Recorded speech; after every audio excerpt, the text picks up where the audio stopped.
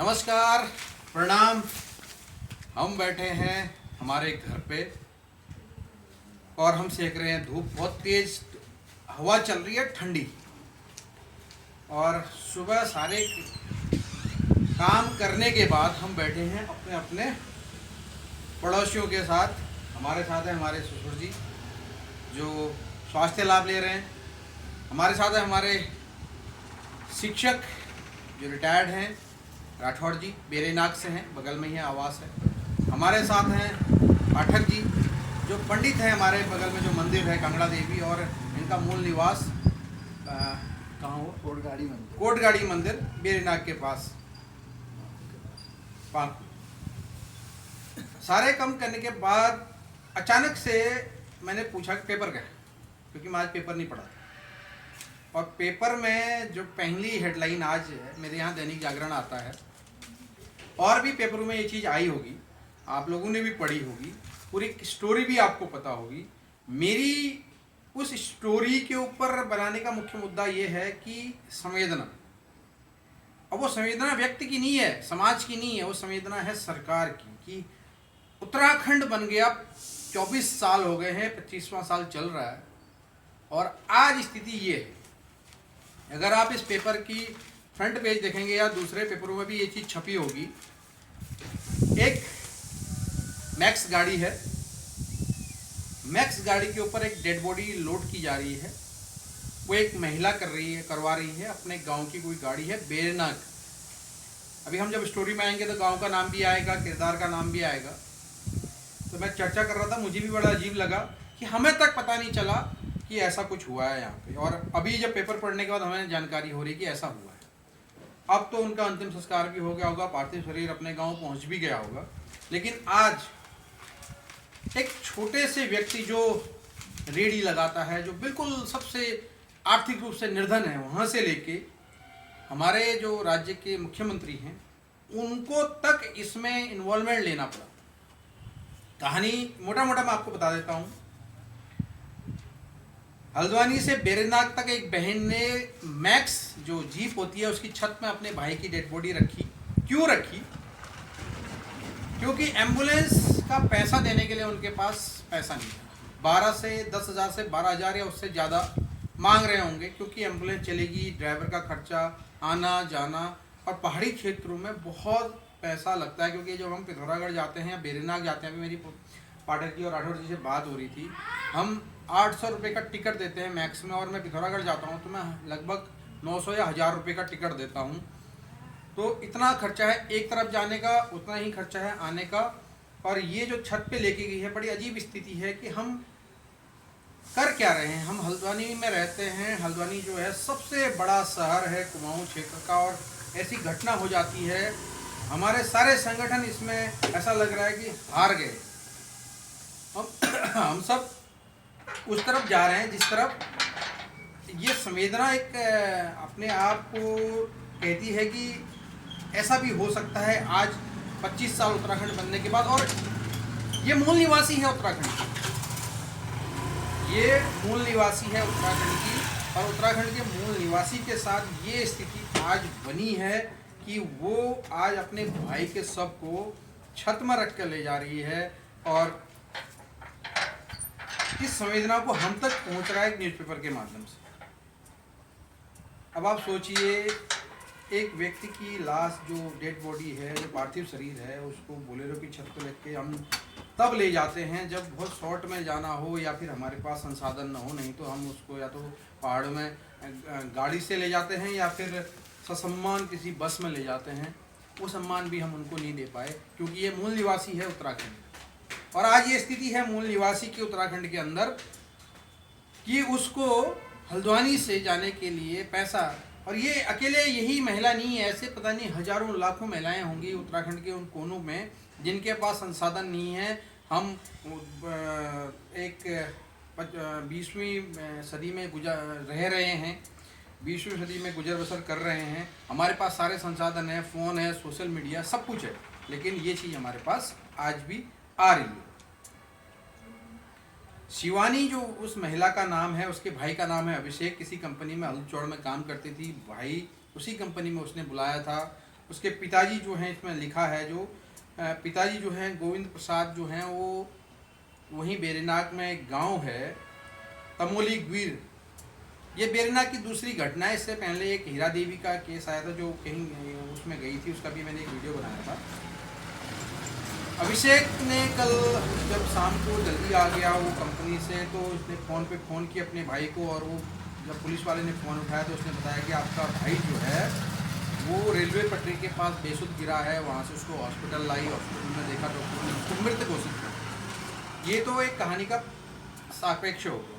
अब ऐसा है कि ऐसा हुआ क्यों हमारे साथ, और ख़ासकर मूल निवासी के साथ। मैदानी क्षेत्रों में बहुत अच्छी सुविधा है, आपके पास गाड़ी नहीं भी तो भी आप बस में ले जा सकते हो, आपके पास संसाधन मिल जाएंगे, छोटा हाथी मिल जाए। लेकिन पहाड़ों की स्थिति क्या है आज भी, कितना अजीब लग रहा है, मुझे भी हृदय विदारक लग रहा है कि पहाड़ों में ऐसी स्थिति हो रही है।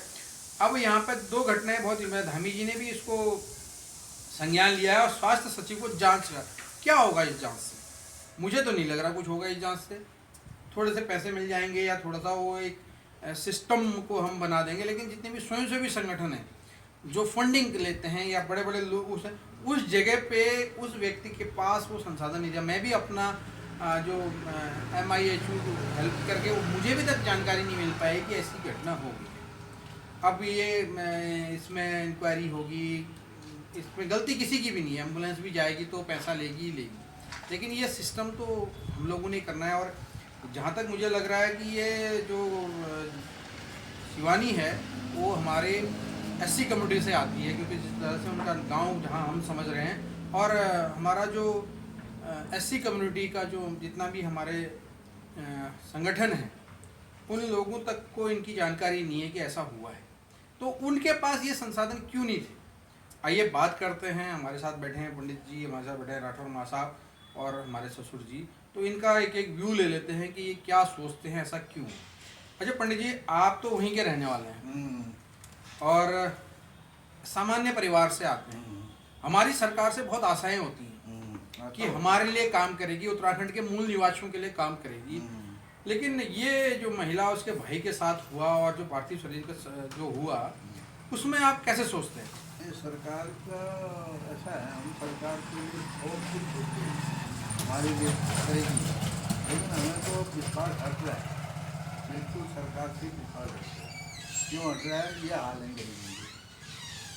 गरीबों के ये हाल है कि क्या हो, कोई अच्छा काम नहीं हुआ, अच्छा कार्य नहीं है, क्योंकि गरीब तो मरा जा रहा है। उसके बाद में तो हॉस्पिटल के लिए पैसा है ना, एम्बुलेंस के लिए पैसा है, बेइज्जत हो रही गरीबों की। पंडित जी का सीधा कहना है कि ये हमारे साथ जो एक गरीब होना एक अभिशाप है, और उसमें भी अगर आप पैसा नहीं है तब क्यों ना ऐसा सिस्टम पहाड़ों, क्योंकि दूरस्थ क्षेत्र है, सरकार ये क्यों नहीं ऐड करती कि आयुष्मान योजना में आपका एम्बुलेंस का खर्चा भी जोड़ा जाए।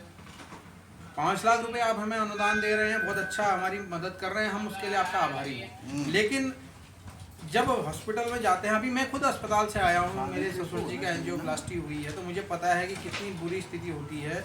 उस टाइम पे जेब में पैसा नहीं होता और आयुष्मान एक दिन बाद लगता है, तो क्या हम एम्बुलेंस को उसमें ऐड नहीं कर सकते? और एम्बुलेंस वालों ने भी इसलिए मना किया होगा क्योंकि जो गवर्नमेंट से फंडिंग आती है, जो उनको पैसा मिलता है, जहाँ तक मैं समझ रहा हूँ थोड़ा डिले मिलता है, लेट मिलता है।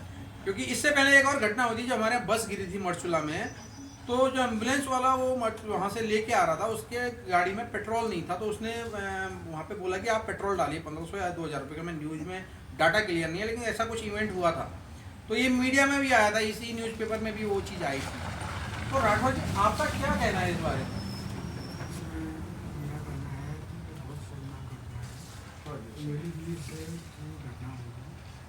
महिला की हिम्मत रखकर उसको अपने घर से लाश को पहुँचाया, बाहर जा रही थी और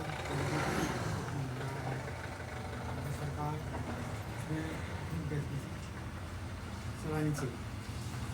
इनकी भी सरकार से यही एक कहनी है बात कि गवर्नमेंट को इन चीज़ों को देखना चाहिए, क्योंकि नीचे पैसे वाले लोग या एम्बुलेंस के ऊपर हम ब्लेम नहीं कर सकते हैं, क्योंकि जब तक उसको पैसा नहीं मिलेगा वो भी वहाँ पे बैठा हुआ है, और संवेदना जो है वो किसी के पास भी नहीं है। और सबसे बड़ी बात है कि हम हिंदू हैं, हम इस क्षेत्र पर रहते हैं, ये बहन भी हिंदू है, ये भाई भी हिंदू है, जितने भी हिंदुवादी संगठन हैं वो कहाँ हैं? क्यों उस समय वो नहीं आए? क्यों वो नहीं आए? क्यों उनको एक जानकारी प्राप्त नहीं हुई? और सबसे बड़ी बात है कि उस महिला के पास ये हिंदुवादी संगठनों का क्यों नहीं सूचना का तंत्र था? हम आज यहाँ पे बैठे आरएसएस को फ़ोन करते हैं, हम बजरंग दल को फ़ोन करते हैं, हम विश्व हिंदू परिषद को करते हैं, अनेकों एनजीओ चल रहे हैं हल्द्वानी के अंदर, इस उत्तराखंड के अंदर, किसी की भी उसके पास सूचना नहीं थी। क्या वो किसी को कॉल नहीं कर सकती थी? ऐसा तो होगा नहीं, कोई ना कोई एम्बुलेंस रन करता होगा, कहीं ना कहीं किसी न किसी को मदद कोई ना कोई करता ही होगा। लेकिन उस व्यक्ति के पास तो ये किसकी कमी है? हम लोगों की कमी है कि हम लोग बताते नहीं हैं एक दूसरे को, एक दूसरे को जानकारी नहीं देते हैं और इन चीज़ों को हम साइड कर लेते हैं।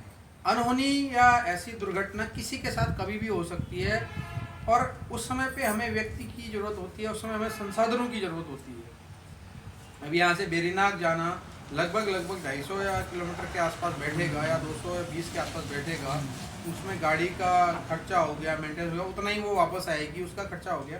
तो कुछ चीज़ें तो हमारे फिक्स हैं, तो क्यों ना इसमें आयुष्मान में जोड़ा जाए। अच्छा पिताजी, आप तो अभी अस्पताल से ही आए हो और आयुष्मान योजना आपने यूज भी की, तो आपके पास तो संसाधन है, आप वहाँ से एम्बुलेंस करके ले आए, लेकिन जो गरीब है गाँव में, आप तो गाँव में रहते हो बागी चौरा डिडियाट के पास, आप इस बारे में कुछ कहना चाहेंगे कि क्यों ऐसा हुआ? आपको कैसा लगा इस न्यूज़ को पढ़कर? मेरे को इस न्यूज़ को पढ़कर ये लगा कि सरकार को जो है खुशी की सवारियाँ, जब किसी का बच्चा हो जाता है खुशी के उसमें तो जो है कि उसको घर छोड़ा जाता है, तो ऐसे ही किसी की जो है कि अगर मृत्यु हो जाती है तो अगर उसमें भी अगर जो है कि अगर उस समय उस लेडीज़ को परेशानी थी, अगर जो है कि उसी घरों में उसको वो किया जाता कि भाई उसको भी अगर घर में छोड़ा जाता, दुखी की वो हुई, तो उसमें कितना अच्छा लगता। उससे हमें हर किसी को देखकर जो है बहुत खुशी होती कि भाई हमारी सरकार जो है ऐसा भी कर रही है। और बाकी क्या कहें, आयुष्मान में जो है कि और तो सब कुछ बढ़िया है, उसी समय वो कार्ड नहीं लगता है, वो दूसरे तीसरे दिन से वो होता है, उससे पहले अपना ही खर्चा करना पड़ता है। और बाकी ठीक ही लगा मेरे को, यही सबसे वो लगा कि जैसे खुशी की सवारियां छोड़ी जाते हैं, ऐसे ही दुख भरे आदमी को जो है कि उसको भी छोड़ दिया जाए तो बहुत बढ़िया है। तो आदमी चले जाता है खुशी खुशी के, दुख में बहुत मरते। सरकार की एक योजना है, जब बच्चा पैदा होता है तो घर तक उसको एम्बुलेंस के द्वारा छोड़ा जाता है। सारी चीज़ें हम एक तरफ रखते हैं, इसमें एक गलती सुशीला तिवारी के जो चिकित्सक हैं या फिर वहाँ कार्ड हैं उनको भी है। जब व्यक्ति की मृत्यु हो गई, जब वो उस हॉस्पिटल में आ गया है, किसी भी हॉस्पिटल में आ गया, तो उनके पास ये सूचना होनी चाहिए कि व्यक्ति अगर गरीब है, बीपीएल कैटेगरी में है, पर्वतीय क्षेत्र का और मूल निवासी है उत्तराखंड का, बहुत बलिदान दिया है उसने, तब से जब से मुगलों का या उससे पहले से लेकर अभी तक वो संघर्ष ही कर रहा है और आज भी उसको संघर्ष करना पड़ रहा है। मुद्दा ये नहीं है कि उसके पास पैसे थे या नहीं थे, मुद्दा ये है कि हमने क्या किया, उस जगह पे जो चिकित्सक थे उन्होंने क्या किया, उस जगह का जो सिस्टम था उस समय उन्होंने क्या किया। क्योंकि ये सारी चीज़ें, जब व्यक्ति मृत्यु हुआ होगा, उसका मृत्यु प्रमाण पत्र बना होगा, हो सकता है उसका पोस्टमार्टम भी हुआ हो, तो उसमें किसी ने ये पूछा ही नहीं कि भाई तुम्हारे पास जाने के लिए पैसे हैं कि नहीं। क्यों ना एक काउंटर बनाया जाए, एक व्यक्ति को वहाँ पे रखा जाए हर हॉस्पिटल में, और एक व्यक्ति की जॉब भी है बहुत संविधा पर, वो मूल निवासी होना चाहिए, बाहर के लोगों को रोजगार मत दीजिएगा। मेरी आपसे अभी भी है कि हम लोग मूल निवासियों को छोड़ के बाहर के सबको रोजगार देते हैं, मूल निवासी को ही उस जगह पर उसकी जिम्मेदारी दी जाए कि भाई ऐसी कोई इंसिडेंट होता है तो कम से कम ये पता रहे, क्योंकि डाटा तो सबके पास है कि ये गरीब है, या अमीर है, या सक्षम है, नहीं है। अगर उस समय उसके पास पैसा नहीं है या वो नहीं ले जा सकता है, अगर वो वहाँ ले जाना चाहता है तो गवर्नमेंट को वो चीज़ वहाँ छोड़नी चाहिए। मेरी धामी जी से ये रिक्वेस्ट है, धामी जी तक ये वीडियो पहुँचेगा नहीं पहुँचेगा वो बहुत बड़ी बात है, लेकिन जो व्यक्ति वहाँ तक पहुँचता है, अगर वो वीडियो देखता है, तो धामी जी तो कुमाऊँ से ही हैं और वो भी उस क्षेत्र से हैं, मेरे गांव से पीछे वाला डाड़ा, वहाँ यहाँ पहाड़ी को डाणा बोलते हैं, मेरा डाणा इस तरफ है, उनका डाणा उस तरफ है। तो वो जो मूल निवासी हैं वो पहाड़ के ही हैं, उनके पिताजी का संघर्ष उनको पता होगा, उनके दादाजी का संघर्ष उनको पता होगा।